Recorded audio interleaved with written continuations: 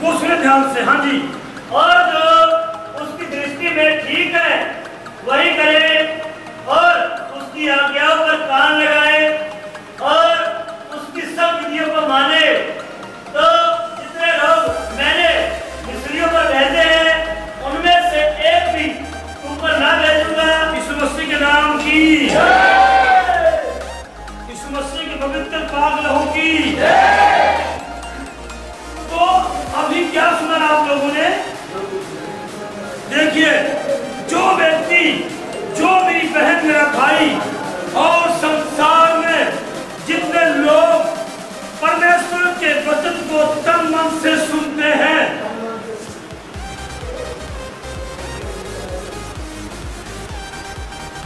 जितने लोग परमेश्वर के वचन को तन मन से सुनते हैं, ध्यान से सुने। देखिए, पिछले समय में यहोवा परमेश्वर ने राजा फिरौन के समय, मूसा नबी के टाइम में, जब मिस्र में इजरायली गुलाम थे, जब मिस्र में इजरायली गुलाम थे और परमेश्वर ने जब उन्हें छुड़ाने के लिए अपने प्रिय और अपने दास मूसा नबी को खड़ा किया। ध्यान से सुनिए,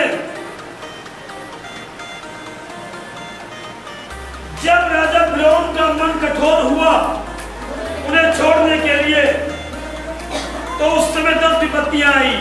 कितनी? 10 विपत्तियां आई। लेकिन तन मन से सुनने वाले लोगों से, तन मन से यहोवा को मानने वाले लोगों के जीवन में एक भी विपत्ति नहीं आई। यीशु मसीह के नाम की, एक भी विपत्ति नहीं आई।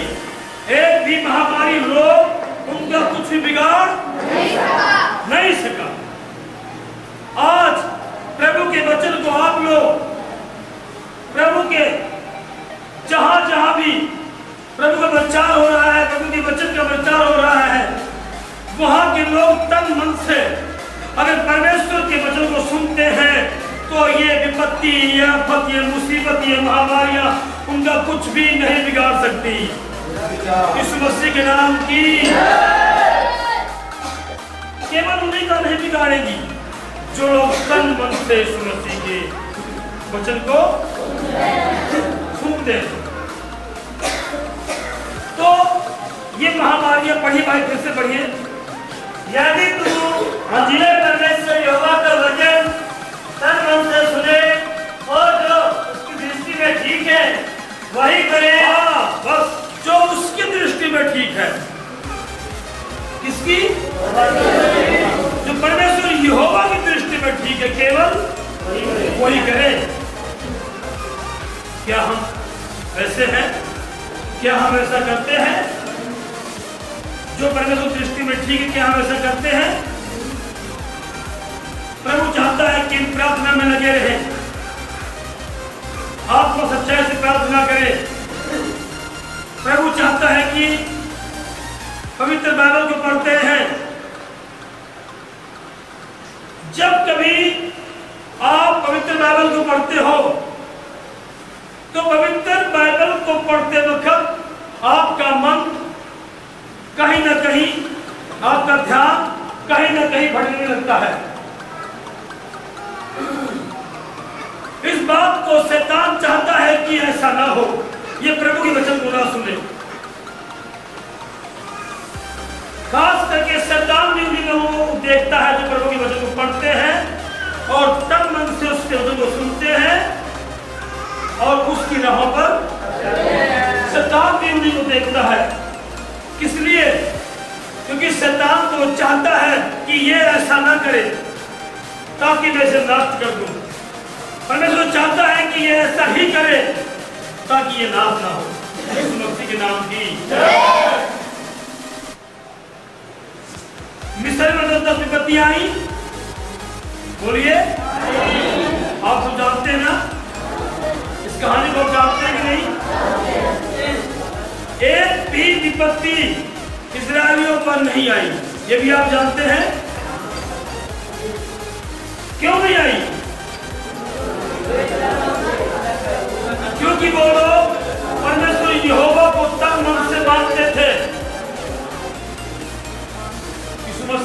की। और जब विपत्तियां आई भी तो इजरायलियों के डेरों में एक भी विपत्ति, सारी विपत्तियां टकराकर राजा के महल पर चली गई यीशु मसीह के नाम की। और बड़े भाई, और जो उसकी दृष्टि में ठीक है वही करे और उसकी आज्ञाओं पर कान लगाए। जो उसकी दृष्टि में ठीक है वही करे और उसकी आज्ञाओं पर कान लगाए। हमें ये करना है। हमें क्या करना है? जो उसकी दृष्टि में ठीक है हमें ये करना है और हम उसकी आज्ञाओं को मानते रहें। क्या परमेश्वर की आज्ञा है? बोलिए, प्रभु की आज्ञा क्या है? प्रभु आपसे कुछ नहीं चाहता। प्रभु आपको नहीं कहता कि आपका मुझे दौलत चाहिए, क्योंकि दुनिया में जो संसार में सब कुछ है वो किसका है? परमेश्वर ने सब कुछ को अपने पवित्र वचन से बना डाला। ये कायनात, ये संसार, दुनिया, आसमान, चांद, सितारे, धरती पर रहने वाले हर एक इंसान को सब कुछ परमेश्वर ने बनाया। इसलिए कोई भी व्यक्ति प्रभु को कुछ नहीं दे सकता धन्यवाद के सिवा। जितना भी धन्यवाद करें हम परमेश्वर का, उतना ही हमारा जीवन कम है। हमने जीवन की एक एक सांस धन्यवाद करते रहे तो भी वो भी कम पड़ जाएगी, क्योंकि उसके उपकार इतने हैं हमारी जिंदगी में। हम लोग और आप लोग परमेश्वर के चरणों में प्रभु की विधियों को मानते रहे और उसकी आज्ञाओं पर चलते रहे। प्रभु यही चाहता है आपसे, प्रभु यही चाहता है। हाँ जी। और उसकी सब विधियों को माने तो जितने लोग मैंने मिस्रियों पर भेजे हैं उनमें से एक भी तुम पर ना भेजूंगा, क्योंकि मैं तुम्हारा झगड़ा सुनने वाला यहोवा हूँ। क्योंकि मैं तुम्हारा, एक बार फिर से बड़े भाई यही से, और उसकी सब विधियों को मानो और उसकी सब विधियों को मानो। तो क्या हो जाएगा फिर? तो जितने लोग मैंने मिस्रियों पर भेजे हैं, जितने लोग, परमेश्वर कहता है जितने लोग मैंने मिस्रियों पर भेजे हैं उनमें से एक भी तुम पर ना भेजूंगा। उनमें से एक भी तुम पर ना भेजूंगा। यीशु मसीह के नाम की, यीशु मसीह की पवित्र लहू की हालेलुया।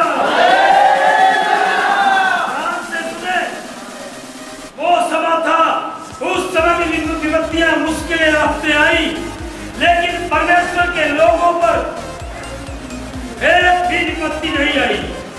सब विपत्तियों से परमेश्वर ने अपने लोगों को बचा लिया। आज भी संसार में जितनी विपत्तियां आएंगी, इन विपत्तियों से प्रभु के लोगों को, परमेश्वर के वचन को सुनने वाले लोगों को परमेश्वर के लोग जैसे उस समय बचा लिया, आज भी बचाएगा यीशु मसीह के नाम की। अभी ये 4-5 महीने से ये बीमारी, कोरोना वायरस की बीमारी फैली हुई है। भारत में नहीं, पूरे वर्ल्ड में, पूरी दुनिया में इतना बड़ा कहर छाया हुआ है कि लोग डरते हैं इससे। लेकिन परमेश्वर के लोगों की यही दुआ है कि हे परमेश्वर प्रभु, इस महामारी से, इस बीमारी से पूरे भारत को तो क्या, पूरी दुनिया को आजाद कर दे। परमेश्वर उसको बचा ले, वही बचाने वाला परमेश्वर है, क्योंकि उसका वादा जो है, उसने कहा है कि मैं दुनिया के अंत तक ना तो छोड़ूंगा और ना कभी यीशु मसीह के नाम की। ना तो उस समय जो समय बीत गया और ना आज के समय में परमेश्वर किसी को नाश करना चाहता है। यीशु मसीह के नाम की। परमेश्वर के जो लोग हैं वो अपने ही कामों के कारण नाश होते हैं। यीशु मसीह के नाम की। जैसे अभी बच्चों ने सुनाया, ये वचन अभी इन्होंने सुनाया, चट्टान पर घर किसने बनाया है? चट्टान पर घर उस व्यक्ति ने बनाया जो बुद्धिमान है, जो बुद्धिमान है और परमेश्वर के वचनों पर बना है, परमेश्वर के वचनों पर चलता है, परमेश्वर के वचन पर ही बना रहता है। वो उस चट्टान के समान है जिस चट्टान पर तूफान भी आया और बाढ़ भी आई, धक्का लगाया उन्होंने, लेकिन उस चट्टान का कुछ भी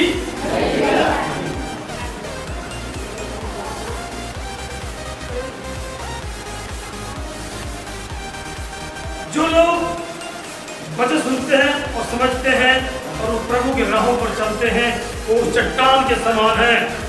जितनी भी आफतें, मुसीबतें, परेशानियां उनकी जिंदगी में आ जाए, लेकिन वो चट्टान के समान खड़े रहते हैं और स्थिर रहते हैं। यीशु मसीह के नाम की।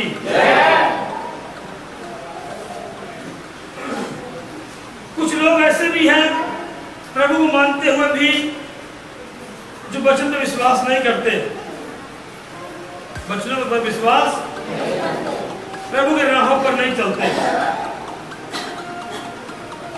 तो उनकी जिंदगियों में तो थोड़ी सी भी मुसीबतें आई, वो गिर जाते हैं, वो डगमगा जाते हैं। जैसे कि पवित्र बाइबल में लिखा हुआ है, अभी आपने सुना, बाढ़ या आंधियां या तूफान तो आएगा ही, लेकिन गिरेगा वही जो प्रभु के वचन में स्थिर नहीं है। उसका मतलब ये कि उस व्यक्ति ने अपना घर चट्टान पर नहीं, रेत पर बनाया है। अब जिसने अपना घर रेत पर बनाया, उसमें भी तूफान आया, धक्का लगाया, वो गिरा, नाश नहीं, वो सत्यानाश हो गया। हमारी जिंदगी में प्रभु का वचन ऐसे होना चाहिए, एक चट्टान के समान। प्रभु यीशु मसीह के नाम की। शद्रक, मेशक, अबेदनगो, ये तीन व्यक्ति राजा के हुक्म से जब आग की भट्ठी में डाले गए, तो परमेश्वर का वचन उनके जीवन में था, वो प्रभु को मानते थे, वो स्थिर थे, और जब उनको उठाकर आग की भट्ठी में डाला गया तो लिखा है कि डालने वाले जल मरे, लेकिन जो डाले गए उनका बाल पे भी, और लिखा उनके मोजों में जलने की खुशबू भी नहीं आई। यीशु मसीह के नाम की। वो पक्के थे, वो स्थिर थे, उनके विश्वास ने राजा के पूरे राज्य को बदल डाला। यीशु मसीह के नाम की। आज आपको और हमें भी प्रभु के वचन पर उसी समान, उन्हीं के जैसे स्थिर रहना है और चट्टान की तरह बनना है। यीशु मसीह के नाम की। आइए आज के वचन से पढ़ते हैं। सभी तैयार हैं प्रभु के वचन सुनने के लिए? सब लोग तैयार हैं? सब जन आप वचन पढ़े निर्गमन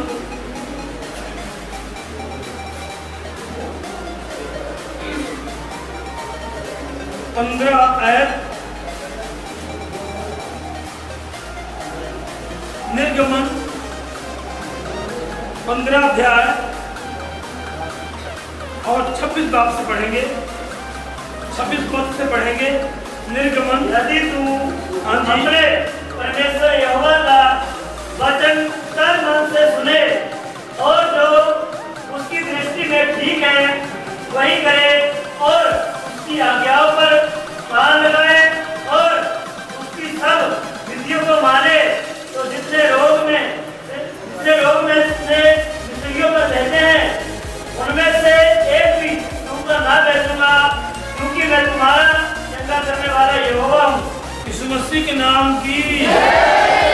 प्रभु की। इस वचन को सुने, पढ़ने से, सुनने से प्रभु आप सबको आशीष दे। तो एक बार फिर से पढ़े भाई, शुरू से पढ़े राम राम से। यदि तू हमारे परमेश्वर यहोवा का वचन तन मन से सुने, बस यदि तू, क्या लिखा है, यदि तू अपने परमेश्वर यहोवा के पवित्र वचन को कैसे सुने, तन और मन से सुने। हर एक व्यक्ति जब भी परमेश्वर के वचन को लोग तन और मन से नहीं सुनते, तभी उनकी जिंदगी में कमियां रह जाती हैं। वही व्यक्ति सिद्ध नहीं होते, वही व्यक्ति मुसीबत आफत आने से डर जाते हैं। जो व्यक्ति परमेश्वर के वचन को तन मन से नहीं सुनता, इस मसीह के नाम की आप में से कितने लोग सुन रहे तन मन से, जो तन मन सुन रहा, सब सुन रहे हैं, सब जन प्रभु आपको आशीष दे सुनने वालों को। फिर से बड़े भाई बात, यदि तू अपने परमेश्वर यहोवा का वचन तन मन से सुने, यदि तू अपने परमेश्वर यहोवा के वचन को तन मन से सुने, जो तन मन से प्रभु की वचन सुनता है, जो अपना तन मन लगाकर यीशु के चरणों में बना रहता है, तो उसके जीवन में क्या होता है आपको मालूम? हाँ, यहाँ इस बात को ठीक से समझना, सुनना। प्रभु आपको भी, प्रभु ने कहा है कि जो वचन अगर आपके जीवन में चला गया तो वो वचन व्यर्थ नहीं जाएगा, वो वचन व्यर्थ। जैसे एक बीज बोया जाता है, अगर वो अच्छी भूमि पर लग गया वो बीज, तो अच्छी भूमि से वो बीज,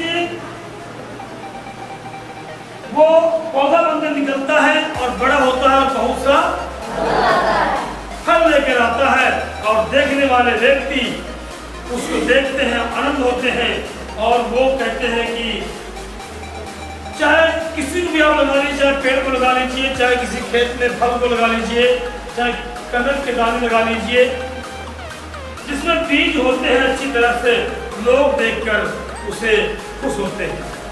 यीशु मसीह के नाम की